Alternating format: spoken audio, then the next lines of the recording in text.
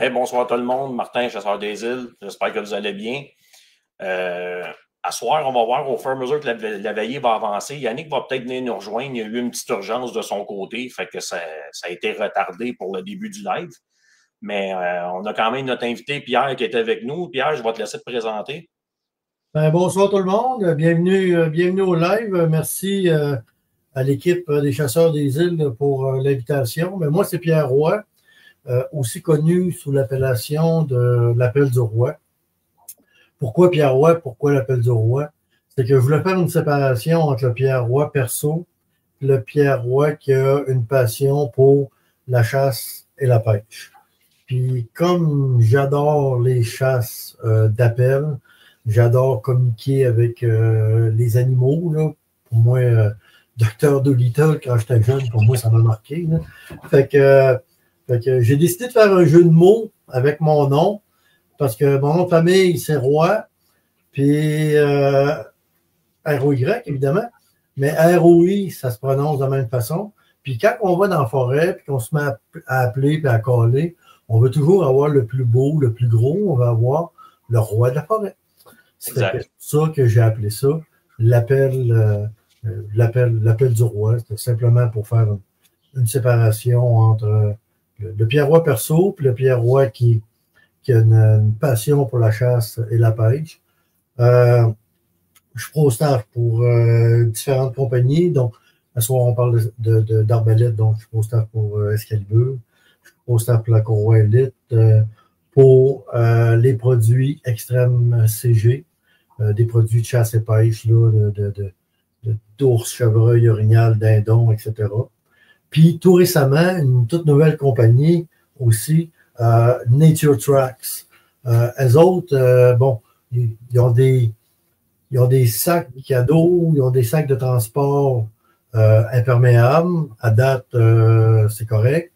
Ils ont des sacs de transport pour les armes à feu imperméables, mais flottants en plus. Donc, ça peut devenir intéressant. Puis, ce qu'il y a de tout nouveau de leur part, c'est qu'ils ont des couvre-chaussures. Fait que c'est des couvre-chaussures que tu peux te mettre par-dessus tes bottes pour camoufler tes odeurs. Puis là, il y en a sans odeur, mais il y en a en odeur de vanille, puis il y en a odeur d'anis. Fait que tu peux promener dans le bois, puis tu as l'odeur d'anis que tu vas propager. Fait que des fois, sur tes. Tu sais, on fait super attention à notre linge, à plein d'affaires. Mais nos bottes, on n'y pense pas tout le temps. On va piler dans la boîte. Des fois, il peut y avoir eu d'huile ou de l'essence ou peu importe. Mais ça, ben, ça protège. C'est un tout nouveau produit. Ça va sortir sur les marchés très, très bientôt. Là.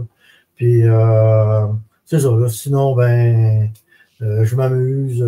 J'ai été conférencier dans plusieurs des salons chasse et pêche. Il y en a qui ont peut-être vu mon article dans le Journal de Montréal sur l'arbalète récemment. Mais là, je vous annonce en primeur que le 16 août prochain, il va y avoir un autre article dans le Journal de Montréal sur l'arbalète, mais que je vois un petit peu plus en détail avec les choses sur l'arbalète.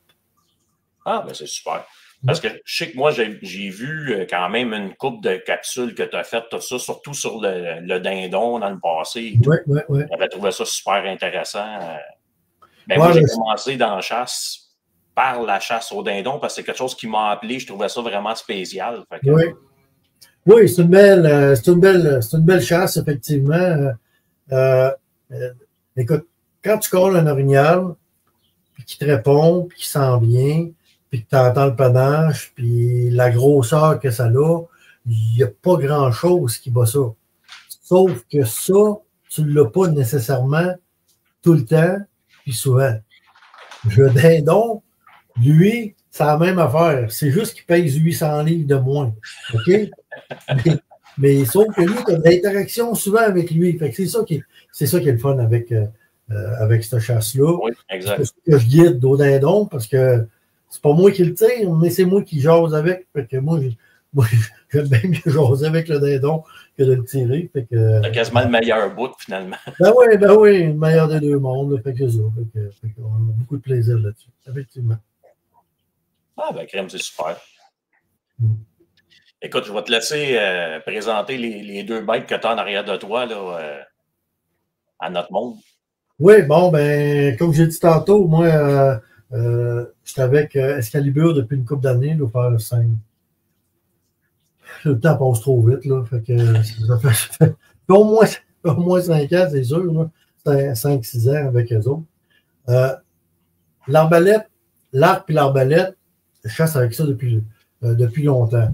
Je suis moniteur Peskov. Ben, on appelait ça avant moniteur Peskov. Les plus vieux vont comprendre c'est quoi, là. Quand tu voulais aller à la chasse et que ça te prenait ton cours, ben, le monde il disait ah, ça prend ton Peskov. Bon. Mais ton Peskov, c'était quoi? C'était les cours obligatoires pour avoir tes certifications. Ben, moi, depuis 2003, je donne ces cours-là. Je donne le cours de maniement d'armes à feu depuis 2003. Puis en 2007, je suis allé chercher ma certification pour donner cours arc et arbalète. J'ai donné ça jusqu'en 2020. Puis quand la COVID est arrivée, ben là, le ministère, ils ont foutu, en guillemets, ces cours-là en ligne. Ça fait que le seul cours qui reste en salle, c'est le cours de maniement d'armes à feu. OK? Ça fait que ça fait depuis quand même longtemps que je chasse avec les arcs et arbalètes. J'ai eu une 10 points pendant plusieurs années. J'ai eu zéro problème avec cette arbalète-là. Une très bonne technologie, ça allait très bien, ou quoi que ce soit.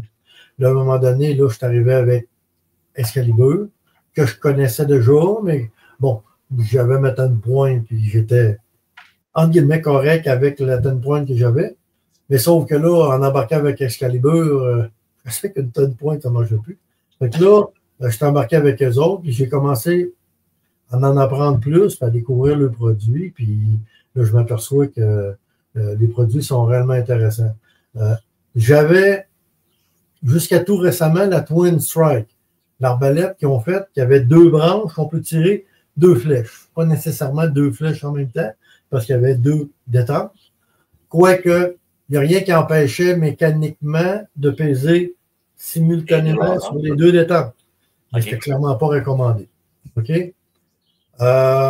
L'année passée, j'ai changé pour la Revex, qui est derrière moi. Puis là, ils viennent de sortir, Excalibur, la toute nouvelle hybride que j'ai été chercher au bureau d'Excalibur cette semaine pour être capable de vous la présenter, de vous montrer un petit peu qu'est-ce qu'il y en a.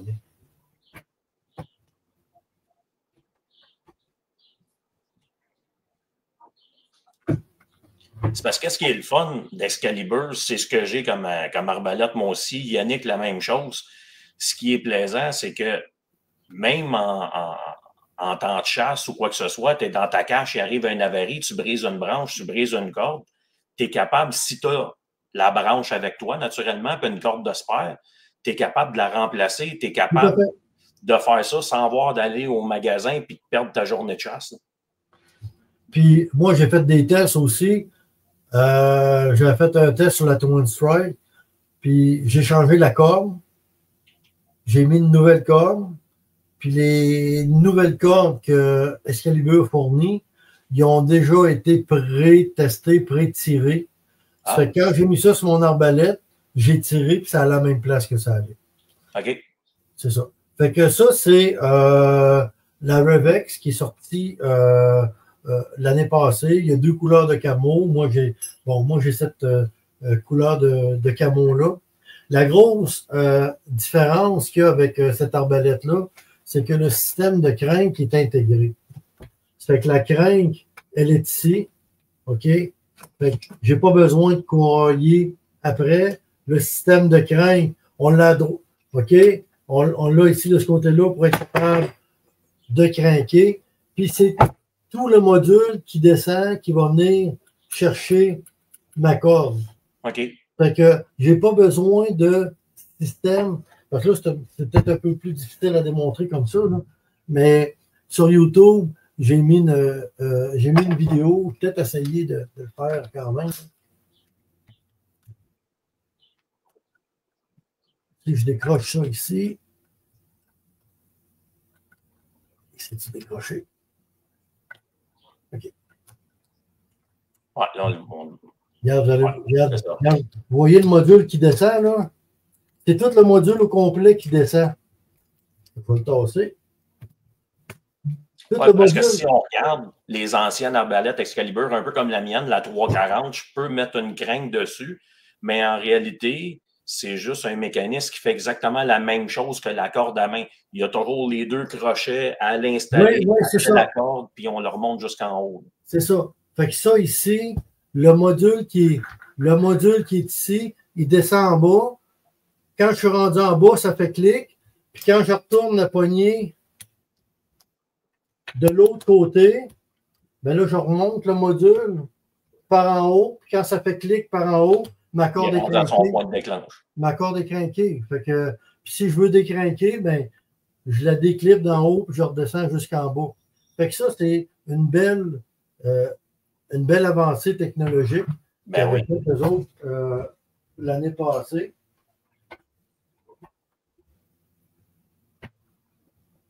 Avant de vous présenter l'autre, on va aborder. On va juste être sûr de ne pas rien briser. On va aborder un sujet épineux pour bien du monde. OK? Le poids des flèches. OK? Il y a du monde qui aimait plus ou moins Excalibur parce que depuis quelques années, Excalibur arrivait puis préconisait des pointes de chasse de 100 grains. Puis là, le monde disait non, 100 grains, c'est pas assez pesant, ça n'a pas assez de cogne, ça n'a pas assez de frappe, ça prend 150 grains, puis tout ça. Moi, ce que je m'évertue à dire, c'est que est-ce que le poids de la flèche va avoir une incidence sur la pénétration? La réponse, c'est oui. Mais à quel prix? OK? Quand l'arbalète est faite pour du 100 grains, ça veut dire que les branches, celle-là est faite pour du 100 grains. OK? Les branches sont faites pour pousser du 100 grains. Quand tu mets du 150 grains, ta branche, le veut pas, elle, là, quand elle pousse sa corde et qu'elle pousse sa flèche, elle travaille plus. Forcer plus. Fait que tu as fait travailler plus. Tu fais travailler ton arbalète plus à chaque fois. Ton télescope, il était ajusté pour du 100 grains. Si ton vol, il est parfait, puis que ta flèche vole bien, écoute, moi, j'ai tiré un sanglier de 250 livres. Sanglier, là, c'est un cochon avec un paquet de poils, c'est gros, c'est massif. J'ai tiré à 42 mètres avec la Twin Strike à l'époque. C'est du 100 grains, puis la flèche, elle a rentré complètement à l'intérieur du sanglier. Puis le sanglier n'a pas fait long, puis il est tombé. Fait que si vos pointes sont coupantes, puis que tout va bien, que ça, là, ça vient, on appelle ça une mentalité de carabine. OK? Bon, à carabine, on a une force de frappe. Fait que c'est sûr que vous allez chasser le chevreuil ou l'orignal avec du 90 grains versus du 180 grains, c'est clair qu'il va y avoir une différence. OK? Oui. Tu chasses avec une 243 du 90 grains ou tu chasses avec une 7 mm Remington Magnum avec du 170 grains, c'est clair qu'il va y avoir une différence parce que la puissance de l'arme n'est pas la même, puis la force d'impact. Cette force d'impact-là n'existe pas ou à peu près pas à l'arbalète. Non. L'arbalète, là, l'animal ne sera pas foudroyé. Si l'animal tombe, là, c'est parce que tu as pogné à la colonne, puis tu viens du couper à la colonne, puis tu viens de le paralyser. Fait que cette force de frappe-là n'existe pas. Quand je donnais mes cours, là, je dis au monde, mettez votre main sur la table, je pogne un marteau, bang, ça la main. Ça a fait du bruit, ça a écrasé, peut-être que ça va saigner, OK, mais c'est tout brisé à l'intérieur. Ça, c'est l'arme à feu. Prenez votre main, mettez-les sur la table, je prends une lame de rasoir, puis je fais ça. À peu près pas de bruit, à peu près pas de brisure, mais beaucoup de sang qui va couler. Ouais. Ça, c'est l'arc et l'arbalète. OK? Fait que c'est la différence. Sauf que Excalibur sont à l'écoute de ces mentalités-là, des gens qui veulent avoir pesant, qui veulent avoir pesant, qui veulent avoir pesant. Ben là, la nouvelle hybride qui ont sorti, ben elle, vous pourrez tirer du 100 grains avec si vous voulez, mais elle est recommandée pour tirer du 150 150. grammes. OK? Mais là, la technologie, c'est pas la même affaire. En plus, évidemment, ils se sont donné une chance. Tu les mettre égales, là? Regardez, là. La flèche est plus longue. La flèche est plus longue, là. Elle est plus longue de 2 pouces. Fait qu'au lieu d'avoir du 16 pouces, on est rendu avec du 18 pouces. C'est sûr, on y met du 150 grains au bout. Fait qu'ils ont mis une flèche un peu plus longue. Sur la nouvelle hybride, on reste avec nos branches traditionnelles. Fait que si vous remarquez, les poulies ne sont pas installées sur les branches. Non. La poulie, les poulies, ou même les cannes, j'oserais dire, là, c'est installé sur le frame. Fait que ça reste du très, très solide. Fait que s'il était capable de faire des branches solides, capables de toffer de 400 pieds secondes, ben, sa petite branche-là, une fois qu'elle est recourbée vers l'intérieur, écoute, là, ça a le moins. Une fois recourbée, là, je ne la craquerai pas, là, mais une fois recourbée, là, on parle à peu près un pied de largeur. OK? Même pas un pied de largeur. Puis ça sort à 425-430 pieds secondes.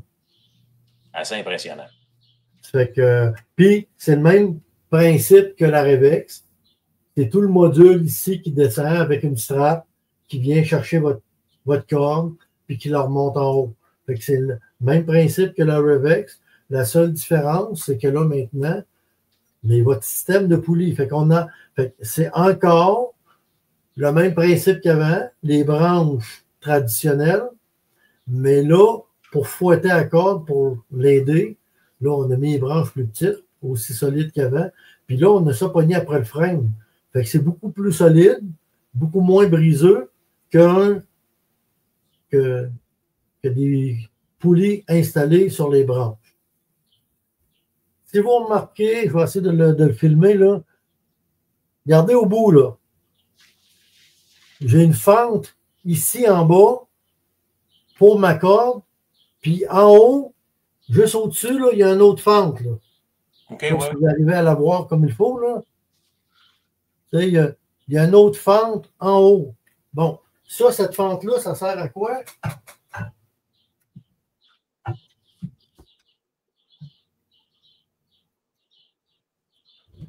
J'ai une corde ici avec des anneaux de chaque côté.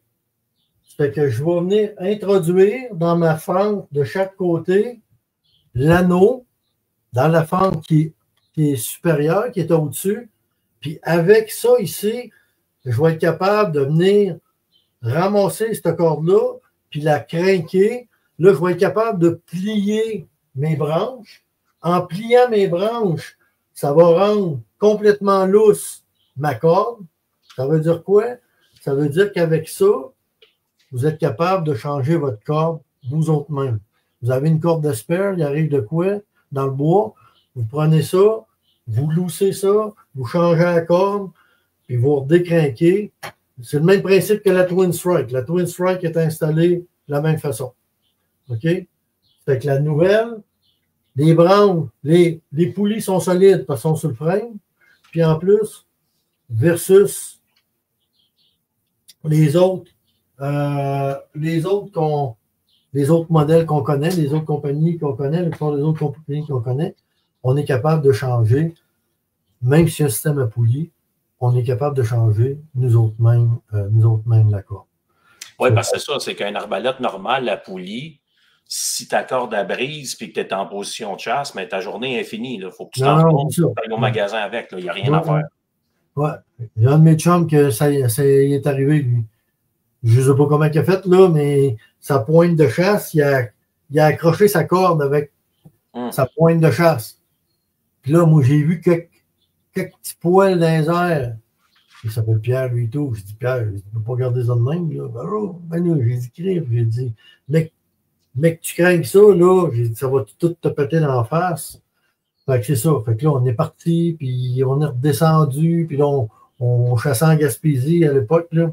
Fait qu'on est descendu à Mkoui, puis après ça, magasins l'ont changé, puis après ça, ont retourné. Mais là, tu viens de perdre de 3/4 d'une journée parce que. Ben oui, ben c'est ça. Puis ça c'est à dépend tout avec le temps où tu es. Ça ne veut pas dire que tu as un magasin nécessairement proche qui Non, peut le non. faire. Ouais, puis qu'il a le temps de le faire on the Exact. spot, là, en plus, là, tu sais, veux dire. Oui. Là. Fait que. Parce qu'à Calibre, c'est ce qui est bon aussi en même temps. On s'entend que des Canadian Tower, il y en a partout. On Ouais. est capable de se trouver une corde là. Ben, Ouais. là, à la plupart du temps, on est capable de se débrouiller. Oui, oui, oui, oui, oui, oui, oui, oui. C'est ça. Fait que c'est ça. Fait que c'est des technologies qui sont belles, qui sont intéressantes. Les garanties, moi, je connais, je fais affaire avec beaucoup de magasins, là, parce que des fois, là, comme ProStaff, tu vois dans les magasins, pour faire des journées salines ou bien différentes autres activités. Là. Puis la plupart des gens me disent, écoute, avec Excalibur, ça ne traîne pas, ça niaise pas, ils nous renvoient le stock, ils nous renvoient les affaires Exact. avec d'autres compagnies des fois pour que le client perd pendant une couple de jours, une couple de semaines son arbalète là, à cause qu'il y a quelque chose. Là. Mais moi, il y a du monde des fois qui m'ont contacté puis tout, puis j'ai été capable de les arranger de quoi rapidement. Oui, parce qu'on l'a vécu, nous autres, l'été passé, quand on a été au champ de tir pour se pratiquer avec notre arbalète. Yannick, justement, il y a une branche qui a cassé. Puis, il y avait un kit de branche d'extra. Fait qu'on a changé son kit de branche. On a été capable de continuer à tirer. Puis, dans la même semaine, il avait déjà reçu son kit de branche de remplacement. Il a envoyé l'email à Excalibur. C'est pas long. Le kit de branche est rentré par la poste dans la même semaine. C'est un service incroyable. Oui, mais c'est ça. C'est sûr là, que bon, ça reste que c'est encore fabriqué en Ontario, c'est encore fabriqué au Canada. Fait que ça reste que ça aide un petit peu là, au niveau de l'assurance puis du suivi là, à ce niveau-là. Là, ben oui. Ouais. Puis ça, cette nouvelle-là, l'hybride comme ça, as-tu une idée à peu près à combien ça peut chiffrer? Je pense qu'il est à 2100 ou 2200. OK. Mais tu regardes les arbalètes, je te dirais, de bonne qualité, là, les bonnes marques. Là, je te parlais de Ten Point tantôt, là, qui est quand même une bonne marque. Là, puis va magasiner des Ten Point, là, puis en bas de 2000, tu n'as pas grand-chose avec Ten Point. Là. Ah, non. Les grosses marques, là, comme les Polars, là, je pense que c'est Raven aussi là, qui en font un modèle assez étroit. Il faut mettre la main dans sa poche. Là. Ça commence à être au stock. C'est ça. Là. Fait que c'est ça. Fait que là, elle vient avec les flèches, puis les flèches, le carquois, puis tout. Là. Fait que non, c'est ça. Fait que c'est une belle machine. La seule affaire qu'il faut faire attention, puis ça je le répète souvent aussi, c'est que c'est calibré, le télescope il est calibré jusqu'à des fois 90, puis 100 mètres ou 100 verges. Là, puis moi, j'ai fait des tests avec la Twin Strike, là, puis à 45, parce que moi, je suis officier dans un chantier, puis on est en verge, parce que c'est un vieux chantier, là. Fait qu'on a des distances à 25, à 50, puis à 100 verges. Fait que 50 verges, c'est 45 mètres, puis 100 verges, c'est 90 mètres. Fait que j'ai placé une cible à 45 mètres, j'ai tiré mes deux flèches, là, j'étais bien installé, bien appuyé, là, bien posé sur une table de tir, le kit. J'ai tiré clac, les deux détentes, une après l'autre. Puis les deux flèches sont arrivées une par-dessus l'autre, à 45 mètres. Puis j'ai tiré à 100 verges, qui est 90 mètres. Puis là, j'avais à peu près 6 pouces de distance, mais je n'ai pas manqué à cible. Là. J'avais encore 6 pouces de distance. Tout ça pour dire que cette précision-là fait en sorte, des fois, que les gens vont être tentés de tirer un gibier à cette distance-là.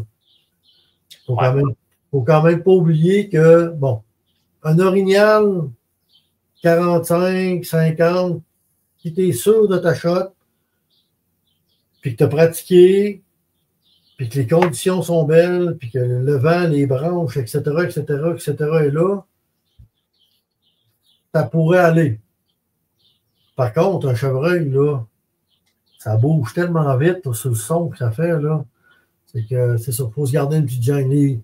Les gens, des fois, voient ça tellement performant qu'ils ont envie de pousser un peu la limite du tir.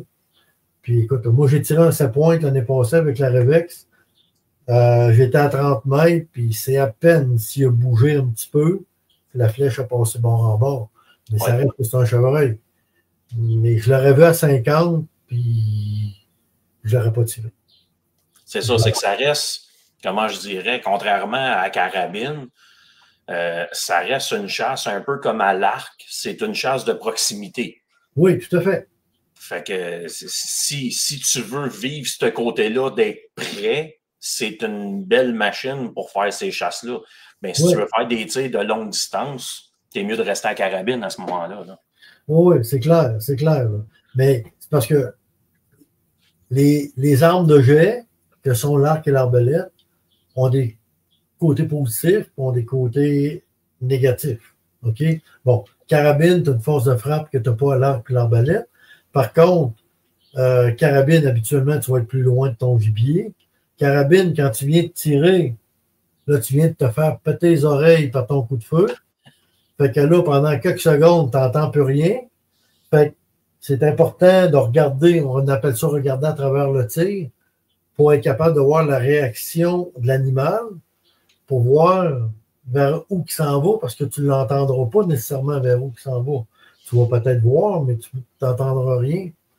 La balle, le projectile, tu ne le retrouves pas, fait qu'il ne te donne pas d'indice, lui non plus. Tu sais, à l'arc et à l'arbalète, tu es plus proche. Ça ne fait pas de bruit. Fait que quand tu viens de tirer, tu ne viens pas de te faire péter les oreilles. Je me souviendrai tout le temps du premier gros gibier que j'ai tiré avec une flèche.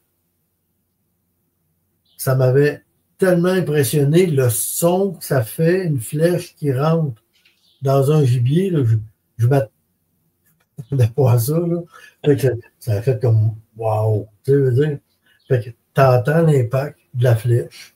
Il y a un impact aussi avec une balle, mais tu ne l'entends pas. Parce que d'un, c'est plus loin, puis de deux, tu viens de te faire péter les oreilles. Bon, fait tu es capable de suivre la flèche, la balle, un peu plus difficile à suivre, là, on s'entend. Mais tu es capable de suivre. Puis en plus, maintenant, la plupart des compagnies, les autres, ils ne l'ont pas, là. Mais il y a beaucoup de compagnies, là, ils ont des encoches lumineuses maintenant. Oui, les Luminox. Les Luminox, là, c'est le fun en sacrifice, ça, là. Ouais. Tu vois la flèche voler, puis tu vois exactement où elle rentre dans le gibier. Si tu passes bord en bord, ou même si tu restes dedans puis tu retrouves ta flèche un peu plus tard, la flèche va te donner une tonne d'indices. Oh oui. L'odeur, la texture, la couleur, les bouts de chair qu'il y a dessus. On prend du bœuf, OK? Prenez un steak de bœuf, puis prenez un morceau de foie de bœuf qui vient du même bœuf, là. Mets le steak dans une assiette, puis mets le foie dans une assiette, fous ça au frigidaire. 1 heure après, lève les 2 morceaux, puis regarde le sang, puis tu vas t'apercevoir que le sang n'est pas de la même couleur. Non. OK? Puis touche au sang du fouet, tu vas t'apercevoir que c'est comme granuleux un petit peu, c'est pas la même texture. C'est la même bobite, là, c'est le même sang qui se promène. Fait que ça, ces indices-là, tu les retrouves sur ta flèche. Sur les empennes, tu les retrouves sur la flèche, l'odeur, tout ça. C'est des informations que l'arc et l'arbalète vont te donner, que la carabine ne te donne pas. Serre-toi-en. Serre-toi-en, là, tu peux te servir de ça. Fait que oui, c'est des engins qui sont limités en distance, il faut faire plus attention. S'il y a du vent, s'il y a des branches, puis etc. Mais comme tu disais si bien tantôt, c'est une chasse de proximité, puis ça, c'est le fun dans le bout. Tu sais, comme moi, on parlait tantôt, moi j'en ai une, c'est un Excalibur, mais c'est le petit modèle, la 340. Là. En fait, grosseur de gibier, ça reste un arbalète que je peux prendre pareil pour aller à la chasse à l'ours. Je peux tout chasser quand même avec ça, là, même si la puissance est moins grande, c'est juste que je vais me mettre une proximité plus proche encore à ce moment-là. Parce que moi, avec mes arbalètes, là, j'ai abattu chevreuil, ours, orignal avec la même arbalète, puis les mêmes pointes de chasse. Puis comme je disais tantôt, même sanglier, là, bon, c'est une chasse en enclos, là, mais ça reste que tu tires sur un gibier qui est vivant, là, puis sanglier, c'est quand même gros, il pesait 250 livres, là, cet enfant-là, là, puis c'est épais, puis je l'avais chassé au mois d'avril, fait que l'hiver venait de passer, fait qu'il y avait encore sa couche de gras, puis tout, puis écoute, ça a rentré complètement à l'intérieur, là. Ça fait que oui, c'est des armes qui sont très efficaces en autant qu'on sache réellement comment. On a Yannick, justement, là, il est encore là-bas, là, il est en attente. Ouais. Il veut revoir l'arbalète de plus proche un petit peu.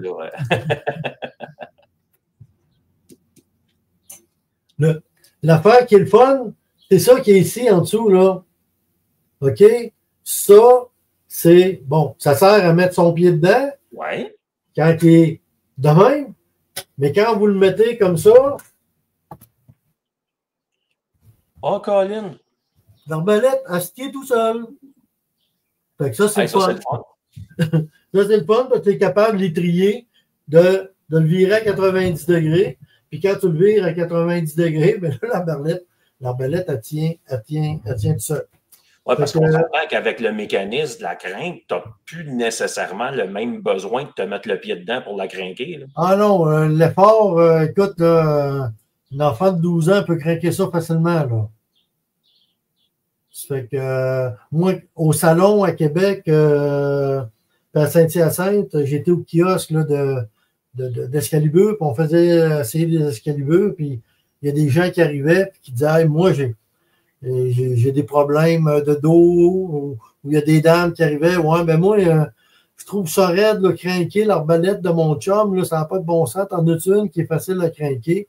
Puis on n'avait pas celle-là. J'ai montré à Revex, puis je faisais essayer, puis elle tournait ça, puis écoute bien, là, tu savais la quantité qu'on a vendue dans les salons, rien qu'à cause que ça se craint facilement, là, c'est impressionnant. Là. Okay? Ben oui, t'as pas forcé comme la tirer. Là. Non, c'est ça. Donc, Yannick, branche traditionnelle, OK? Puis, le système de poulie, il n'est pas ses branches, il est monté sur le frame. Fait que c'est ça qui fait que c'est hyper solide. Et comme la Revex, c'est le module qui est ici, qui descend, qui vient chercher la corde, puis qui remonte. Fait qu'on n'a pas besoin d'aller chercher des crochets, puis d'avoir un système de corde ou de. Puis le crinqueux, il est pogné après. Là. La crinque est pognée dessus. Le système de crinquage, on le voit ici, là, le petit piton noir. Là. Fait que c'est là qu'on tourne d'un bord pour crinquer, puis on tourne de l'autre bord pour décrinquer. Fait que non, ça va super bien. C'est au-delà de 400 pieds seconde. Puis une fois que c'est tout étiré, là, elle a moins qu'un pied de large. Je pense que c'est 10 pouces et demi, là, mais on va dire moins qu'un pied, là. Fait que je vois sûr d'être correct, là.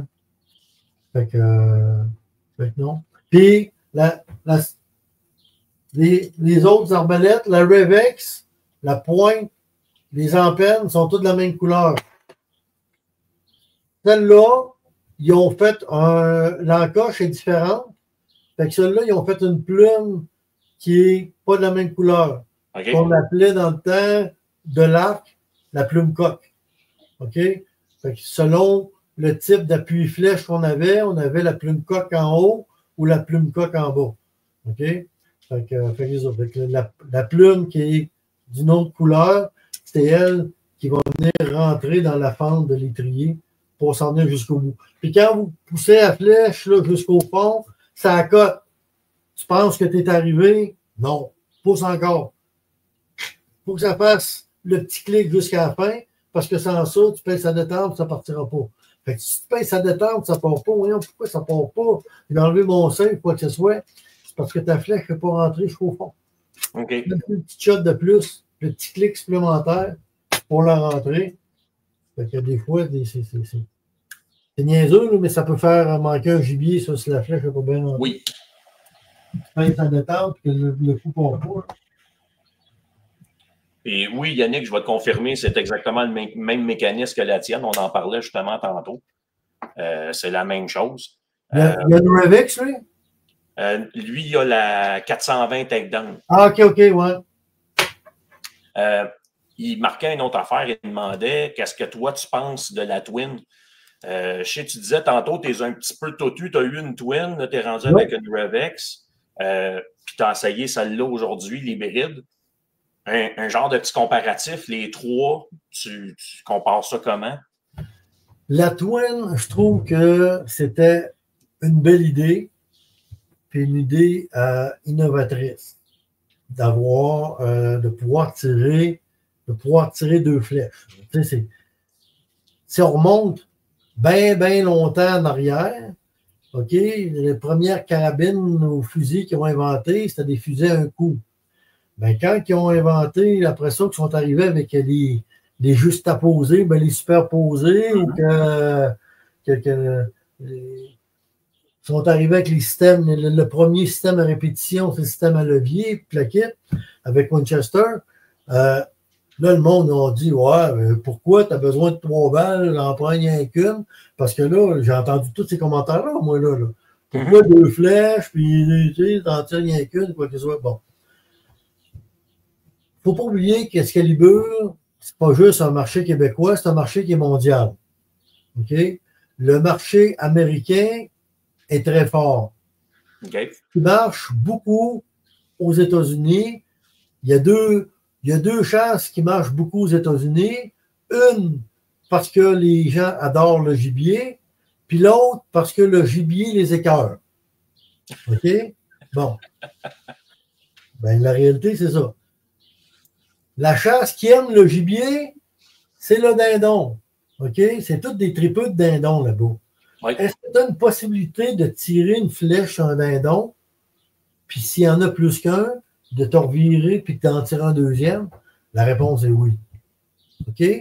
Puis la chasse que les gibiers, les écœurs, sont pognés avec un problème de sangliers, les autres, là-bas. OK? Ça fait des ravages épouvantables. Écoute, vous irez voir sur YouTube, là, ils tuent ça en hélicoptère, là-bas, là. Avec des mitraillettes, puis en hélicoptère, puis ils essayent d'en tuer le plus possible, là. Je vous le dis, c'est une plaie. Un coup de carabine ou un coup d'arme à feu, le troupeau vient de partir.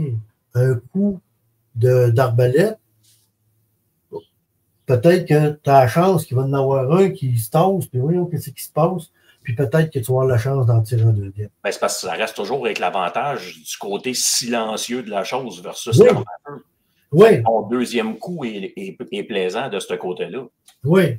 Mais à moins que je me trompe, ici, il y a le dindon qu'on a le doigt à deux au printemps, que ça peut être commode de pouvoir avoir les deux flèches, mais surtout, tu parlais tantôt, tu es un amateur, tu vas à la chasse à l'orignal.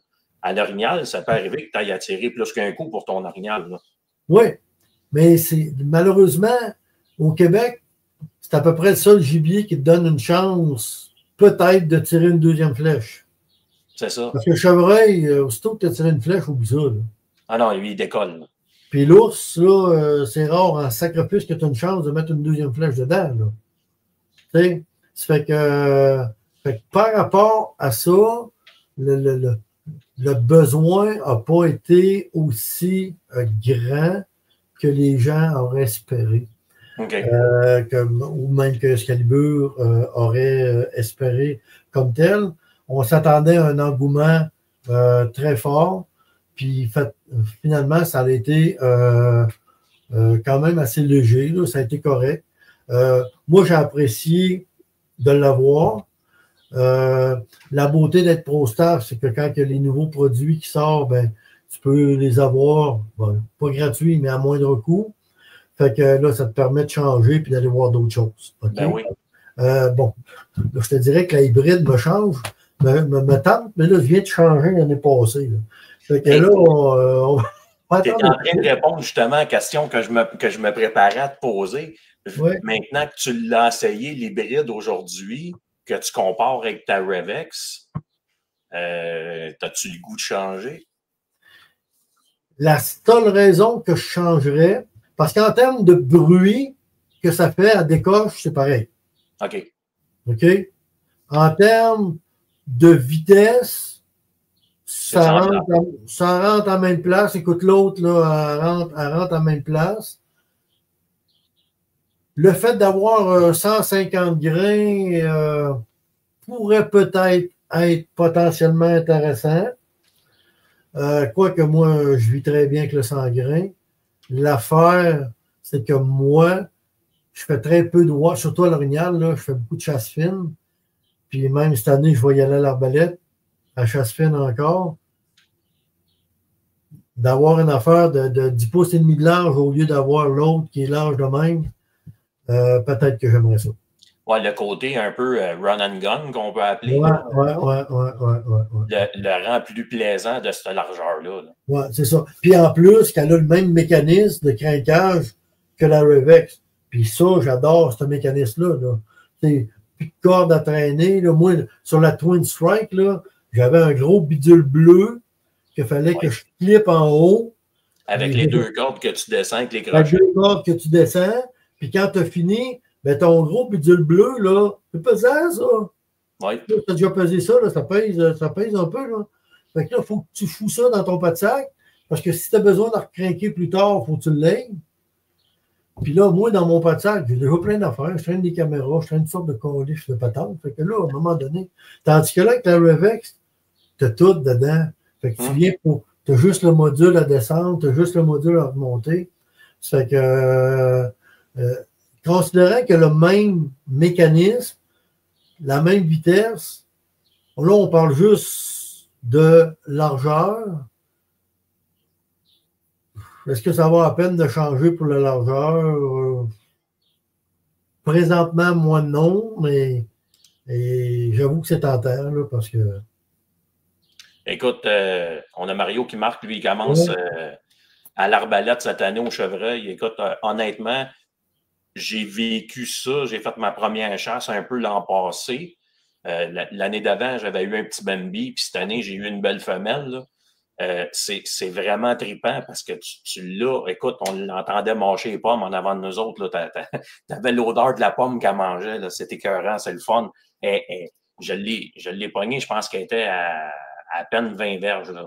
Elle était à côté de nous autres. C'est vraiment trippant, ce côté-là. Oui, oui, effectivement, c'est un côté qui est super le fun.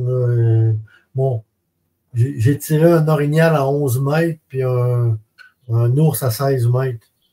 Fait que c'est des distances qui sont super, super le fun. Tu veux dire, oui, c'est le fun de faire des beaux grands tirs. J'ai tiré un orignal à 800 pieds à carabine. Là, puis oui, t'es content. Tu as fait une belle shot de carabine. Là, mais je dois te dire que ma shot à 11 mètres, un orignal, m'a fait triper bien plus que ma shot à 800 pieds sur un orignal. Fait que regarde. C'est plus d'avoir réussi ton tir qui est plaisant à 800 mètres. Là. Oui, pas 800 mètres, 800 pieds. Là. 800 pieds. Ouais. Fait que, mais oui, mais c'est ça.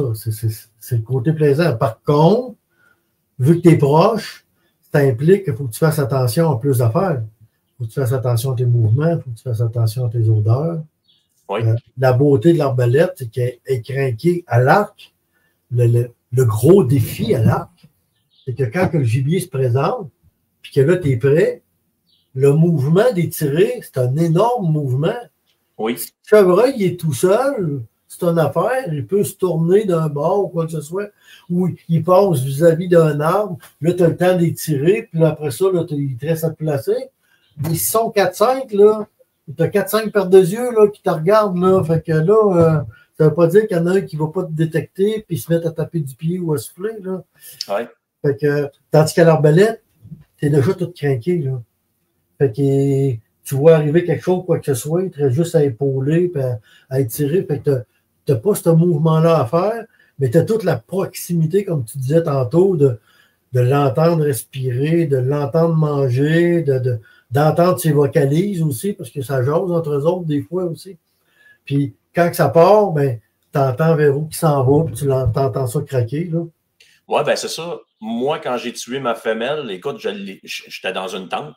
Je l'ai suivi des yeux. J'ai vu où ce qu'elle s'est écrasée, qu'elle s'est couchée. Fait que ma recherche a duré 30 secondes, là, Ben oui. j'ai attendu être sûr qu'elle ne se relève pas, qu'elle ne bouge pas. Je n'ai pas cherché longtemps. Ça a été merveilleux. Puis j'ai vraiment adoré ça. Là. Honnêtement, j'aime mieux la chasse à l'arbalète qu'au fusil. J'aime le fusil aussi, le côté de la poudre, de la carabine, c'est le fun. Mais non, je reste accroché à l'arbalète. J'ai vraiment adoré ça. Oui, oui, c'est sûr, c'est sûr. Là, comme j'ai vu le commentaire passer, c'est une petite autre chasse. Oui, c'est une approche qui est différente. C'est une approche qui est le fun. Il faut que tu fasses attention avant la chasse, il faut que tu fasses attention pendant la chasse. Tu peux avoir des différences de température énormes dans la même journée.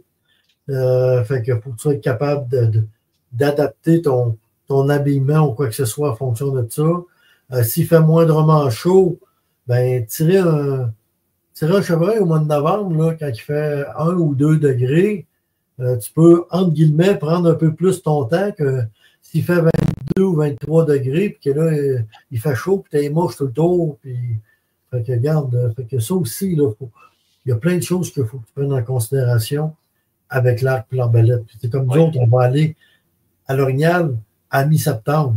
Bon, là, on va être dans le nord, on va être dans les Monts-Valin, mais tu veux dire, c'est pas parce que je suis dans les Monts-Valin qu'il ne fera pas chaud, là, tu peux pogner des journées à 22-23 degrés. Puis à 22-23 degrés, c'est pas là que les orignaux vocalisent le plus, mais c'est là que tu te promènes un peu plus pour essayer de coucher, trouver les couches, les dortoirs, les endroits les plus frais.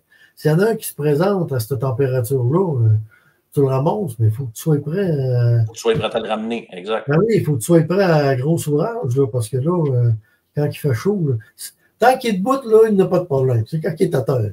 Oui, puis on s'en rend compte, veut pas, nos températures décalent. Oui. On fait nos chasses à l'automne de plus en plus à la chaleur. Puis si on regarde notre début de saison de cette année, ça va être quoi cet automne? Si on a le même décalage, on va se ramasser qu'en plein mois d'octobre, il va faire chaud comme en été. Ah ouais. C'est pas plaisant, là. Non. Moi, à mi-octobre, là, oui, je suis au nord des Monts-Valin, là. Les Monts-Valin, c'est au nord du Saguenay, là. Mais comme je te dis, ça ne veut pas dire qu'il ne fera pas chaud pendant ce temps-là. Là. Fait qu'il faut être prêt. Faut être prêt à ces éventualités-là. Mais oui, cette proximité-là, elle est agréable et elle est spéciale. Oui. Une dernière question spéciale un peu pour toi. Au niveau des pointes de chasse, oui. Es-tu plus fixe ou mécanique? Au début, j'étais mécanique. OK. Parce que les pointes de chasse qu'il y avait avant, mais surtout parce que moi, j'avais commencé à l'arc, puis les pointes fixes à l'arc donnaient une trajectoire complètement différente à flèche. Je te dirais qu'aujourd'hui, les pointes fixes sont grandement améliorées. Puis, entre autres, avec Excalibur, écoute, moi, je tire avec des pointes de pratique, puis je tire avec des pointes fixes Excalibur, sans grain. Il n'y a pas de différence. Il n'y a pas de différence. Là. Fait que, puis, je connais du monde, moi, qui avaient des pointes rétractables, puis qui n'ont pas modifié leurs pointes rétractables, mais ils ont changé d'arbalète pour des arbalètes plus puissantes, qui tirent à 400 pieds et plus secondes.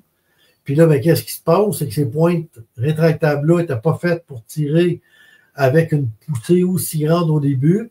Fait que là, les pointes trouvent en vol, puis là, ben, ta flèche, elle va n'importe où. Ouais, là, ta flèche, elle va n'importe où. Fait que si vous voulez avoir des pointes rétractables, assurez-vous que ces pointes rétractables-là sont spécifiées. C'est marqué même sur les boîtes ou sur l'emballage, là, arbalète. Là. Mais moi, je chasse avec... l'arbalète, ouais. Ouais, c'est ça. Mais moi, je chasse avec des pointes fixes, là. On est sur un forum de chasseurs, fait que si j'explique ça, je ne devrais pas troubler trop de monde, là. OK? Vous avez votre flèche. La flèche, elle rentre dans le gibier. Puis vous ne passez pas bord en bord. Le gibier part, puis il court. Lui, il a la flèche dans le corps. OK? il va pogner des branches, il va pogner toutes sortes d'affaires. OK? Fait que la flèche, elle fait quoi, lui, en dedans? La flèche, elle se promène en dedans, puis elle coupe tout partout. C'est une pointe fixe, elle va couper tout partout. C'est une pointe rétractable, puis que la flèche a commencé à se retirer un peu, à vouloir sortir. Ça arrive des fois que les pointes rétractables vont se replier sur eux autres mêmes, puis là, tu vas minimiser un petit peu l'impact du découpage à l'intérieur. OK. Fait que moi, je préfère avoir des pointes fixes pour m'assurer qu'en tout temps, si ma flèche est à l'intérieur, moi, je veux que ça bouge à l'intérieur, je veux que ça fasse du dommage. Mon gibier, je veux l'abattre proprement puis rapidement. Exact. C'est pour ça que. Puis en plus, aujourd'hui, avec la précision qu'ils ont, c'est pour ça que. Ça, je ne sais pas, tu vas peut-être pouvoir me répondre. Montec G5, tu en penses quoi? C'est une pointe ou. C'est une pointe de chasse fixe. Okay. La Montec, honnêtement, je l'utilise pour l'arc. C'est ce que j'ai pour l'arc. C'est des pointes fixes, mais que tu peux pas. Il y a des pointes fixes que tu peux changer des lames. OK. Mais la Montec, elle, est montée, est soudée, est toute montée d'un bloc. Tu ne peux pas changer les pointes. OK? Mais ça, ces pointes-là, là, ça perce quasiment du béton. Là. Fait que, alors, c'est fait réellement solide. Moi, je les utilise pour l'arc parce que j'aime le vol que ça donne avec mes flèches d'arc. Mais considérant qu'à l'arbalète, je suis avec Excalibur, puis que mes pointes de chasse Excalibur vont à la même place que mes pointes de pratique, ben là, regarde, moi, je ne me casse pas la tête à faire 12 millions de tests. Là.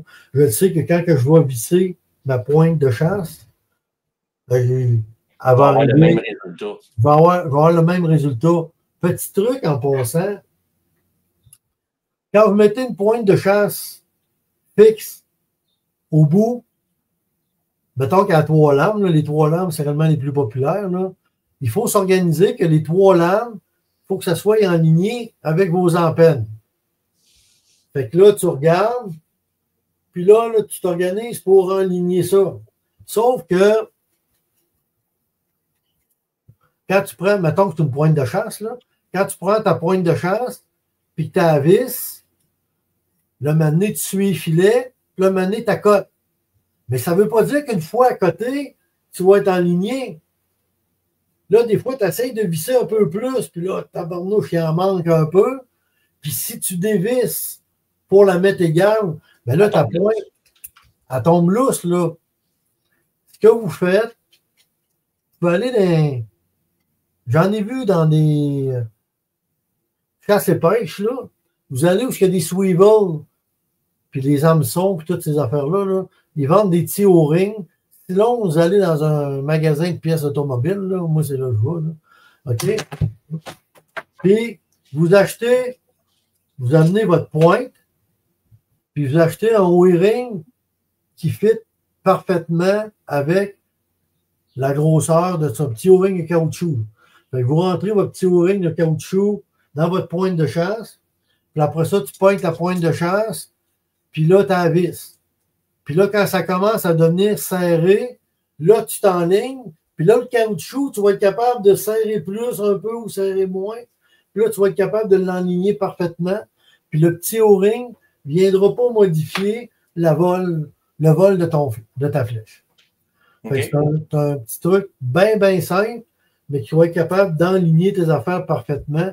Puis moi, là, je vous le dis, là, ça pine à la même place, ça ne fait pas de différence. Puis je suis capable d'enligner beaucoup plus facilement avec ça parce que j'ai mis mon petit O-ring de caoutchouc qui coûte à peu près rien. Là. Ben non, c'est sûr. Fait que c'est des trucs des fois là, qui sont fun à savoir. Super bon petit truc, ben oui. Ouais. Il y a d'autres questions? Je pense qu'on a fait le tour. Je n'ai pas d'autres questions. Si vous avez des questions, gênez-vous pas, envoyez-nous ça. Mario qui dit justement merci pour le truc. Moi, ce que je sais, ça peut être utile aux autres. Il y en a qui ne donnent pas le truc parce qu'ils veulent les garder pour eux autres, là, mais c'est clairement pas C'est clairement pas mon genre. Moi, le plus, je considère pas que je sais tout, mais ce que je sais, je le partage. On garde nos spots secrets, mais nos trucs pour faire une Ouais. Il y a toujours une petite gêne qu'on se garde quand même, là, mais sur les spots, pas sur les trucs. Ouais. Exact. Ouais. Écoute, j'ai pas d'autres questions qui apparaissent. Je ne sais pas si tu avais des petits compléments que tu voulais rajouter, Pierre. Non, ça a fait pas mal le tour. Là, on a parlé des longueurs de flèches. Écoute, là, on parle de l'arbalète, là, d'avoir parlé d'arc, là, j'aurais parlé je vais le dire lettre par lettre parce que ça a l'air moins fou. J'aurais parlé du FOC, parce que si tu le lis d'un trait, ça fait du fuck. Fait que ça a l'air fou un peu, là. Le FOC qui est le Front of Center. OK? Fait que, parce que vous remarquerez que ça existe aussi sur un. Regardez là, ce qui est mon doigt, là. Le point de balancier. Le point de balancier, là, il n'est pas au milieu pantoute, là. Il est pas mal plus. Là, il y a mon nom qui apparaît, là. En haut, c'est moins évident. Bon, regarde. J'en ai bien plus long de ce bord-là que de ce bord-là. Ils appellent ça le front of center. Tu as le milieu. Le front of center, c'est un pourcentage de combien de pourcentage que ton poids il est plus en avant par rapport au milieu. Puis ça, dans le vol d'une flèche, c'est super important. Au niveau de l'arbalète, vu qu'on fonctionnait avec des flèches de 16 pouces, c'est un moindre impact. Mais là, les autres, Excalibur, quand ils ont décidé de mettre du 150 grains, ben, si on était avec du 18 pouces, c'est justement avec le poids de toute la flèche au complet qui fait qu'ils ont calculé leur FOC. Puis à l'arc, ben là, les flèches sont encore beaucoup plus grandes. Fait que ça devient une notion qui est super importante, mais qu'on considère un petit peu moins. Ouais, ça, j'ai Michel qui marque Excalibur à poulie ou standard. Ben, c'est parce que c'est nouveau qu'il y ait un système de poulie Excalibur. C'est ça qu'on parlait à soir. Là. Ouais, ben c'est ça, c'est tout nouveau. C'est pour ça qu'il l'appelle la hybride. C'est pour ça qu'il l'appelle la hybride, parce que vous avez encore vos branches traditionnelles de chaque côté, qu'il n'y a aucune poulie dessus. Le système de poulie, il est monté sur le frame de l'arbalète. C'est pour ça qu'ils appellent ça un système hybride. OK? Parce que les poulies ne sont pas montées sur les branches. La poulie est montée sur le frame, sur le frame de l'arbalète. J'ai peut-être un dernier questionnement, moi. On parlait tantôt du poids des pointes. On parlait des pointes de 100 grains, des pointes de 150 grains. Mais je sais qu'il y a aussi des poids au niveau des flèches. Tu peux avoir la flèche comme telle qui est plus pesante aussi. Oui. Là, à ce moment-là, c'est encore la même chose. C'est que Excalibur, eux autres, ils calibrent en conséquence d'un poids. Si tu augmentes, tout change, mais c'est pas nécessairement bon pour l'arbalète non plus, si je comprends bien. Tu as très bien compris. J'ai les deux flèches ici. Les deux, j'ai enlevé les pointes de pratique dessus. Là. Bon, évidemment, elle a 2 pouces de plus long. Fait qu'elle va être plus pesante. Mais si tu fais un rapport, tu vas t'apercevoir qu'elle est encore plus pesante. Elle n'est pas juste plus longue, elle est plus pesante. Mm-hmm. OK? Fait qu'elle est plus pesante. Puis, en plus, on a le 150 grains dessus. Fait qu'ils ont été, avec la hybride, sont venus rajouter ce format-là. Mais sauf qu'avec la hybride, tu ne peux pas prendre n'importe quelle flèche. Avec la hybride, il faut que tu prennes ce modèle de flèche-là, comme avec plusieurs arbalètes. À l'arc, là, pour ceux qui ont déjà chassé à l'arc, là, il y a une charte qui existe. Puis je me rappelle, c'était tout le temps la dernière page du livre, là, quand on en a le cours, là, la charte était dedans.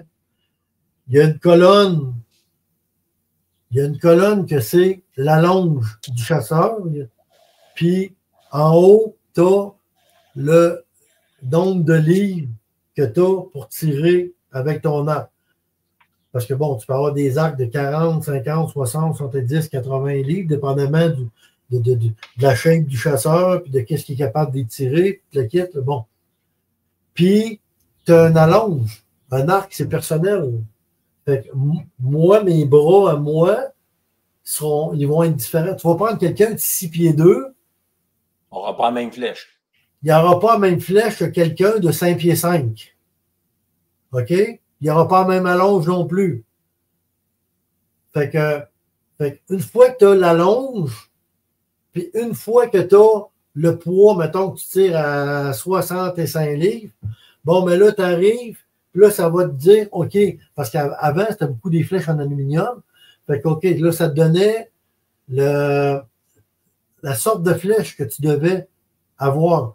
Une X17 ou 77, 16 ou bon, peu importe le chiffre ou le libellé, tu arrivais avec une recette qui disait OK, c'est ça que tu as besoin, c'est ça que tu as besoin d'avoir.